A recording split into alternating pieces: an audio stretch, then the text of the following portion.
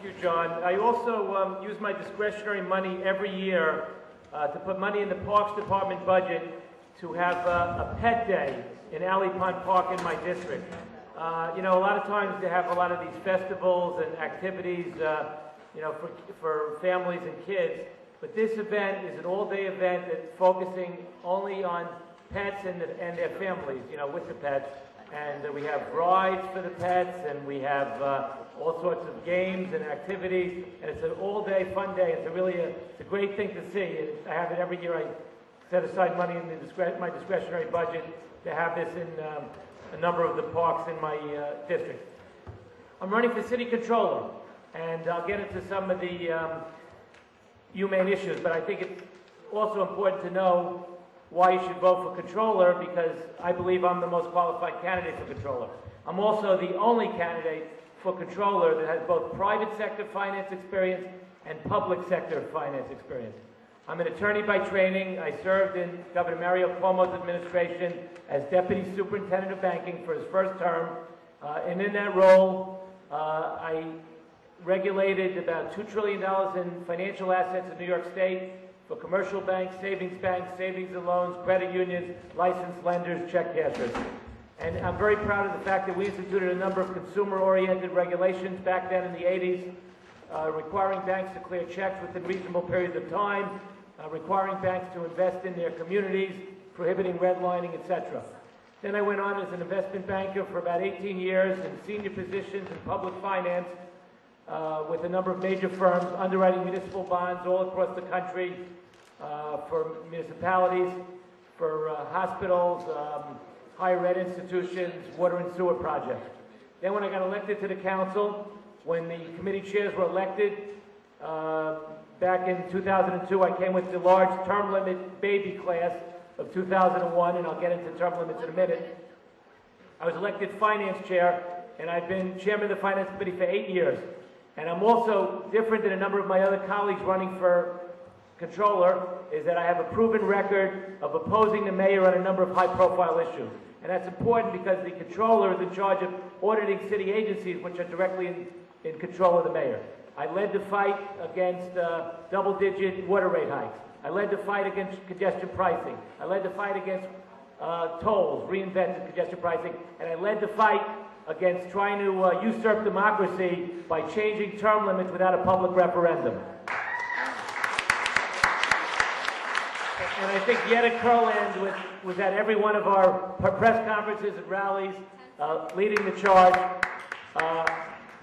I think I have a good record when it comes to humane voter issues, treating animals with respect. I am pledged to do a letter and will support Lou Goldstein and John Phillips' resolution at the State Committee this Sunday to pass the resolution in favor of humane voters. Thank you. I'd be happy to answer questions.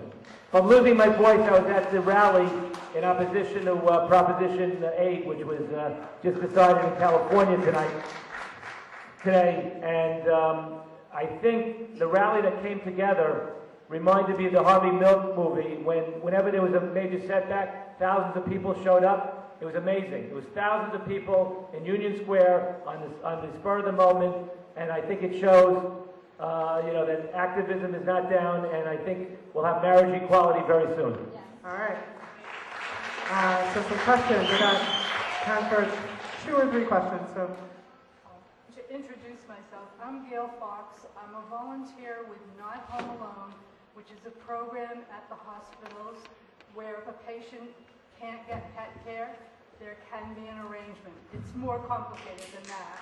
But just, so my question is, as controller, you look at the budget, what are your plans for allocating funds for the animal community? Well, actually, that's my role now as finance chair. As controller, you actually have oversight over the pension funds. There's about it used to be about 105 billion, now it's down to about 82 billion with the turmoil in the stock market. But I think there's use of the funds in the pension funds to invest in responsible companies, to say to companies, you have to change your corporate policy, you have to not give huge bonuses to companies getting bailout. and you have to give it to companies that have good corporate policies, and I think there's room there for part of that criteria in those tests to, you know, how they treat their employees that have pets, All right, and the kind of provisions that they provide for them. Jill. Hi, my name is Jill Weiss, and I'd like to know why you are sponsoring Intro 653A, which would reward the carriage horse industry by raising their rates and also taking away oversight from the HPCA, and especially knowing that they overcharge consumers. And if you're going to be the next controller, how can we trust you? Okay, well, I'm a co-sponsor of that bill. I've actually spoken to Councilmember Stewart, who's the prime sponsor, about changing that ASPC language, and I think we're still working on that, and I think we may be able to change that oversight. The reason I supported the increase was they haven't gotten an increase in 19 years. It is an industry that provides, whether you like it or not, it's important that we have, you know, the economy and tourism. You know, I think there's, in some ways, you can disagree with me, but in some ways there's more of a room to crack down on the horse racing industry. You know, there's a lot of abuse in horse racing. I don't see, you know, people saying they should outlaw horse racing. I mean, I don't know, there are maybe that's an extreme, but the reason I just supported the raises is that they haven't gotten raises in 19 years. I would ask you to consider supporting the green alternative because it would give them an alternative revenue stream. Yeah, I will consider that, and I'll also, again, I'm going to be working on changing the amendment to that bill regarding the ASPCA proposal. Just to be clear, the league does oppose that bill vehemently, so we would love to get your name off of that. Final question for David? Hey, thank you for coming. My name is Courtney, I'm just a rescuer.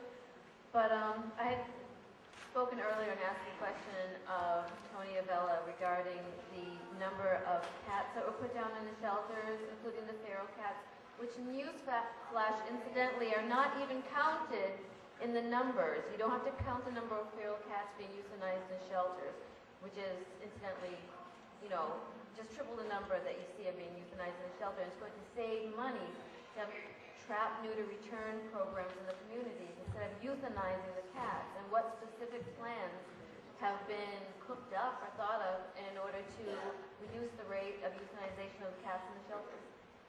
You know, I agree with that position. I think, you know, something can be done. You know, I'm not sure who has jurisdiction, whether we can do that by legislation, but that's something that I'd be more than happy to look into. It sounds like, you know, it's an inhumane thing to do unnecessarily, and I think it's something that I'd like to help out on. I really, to be honest, knew that it was such a, you know, a major problem, but I'm open to doing whatever I can to try to help. Thank you.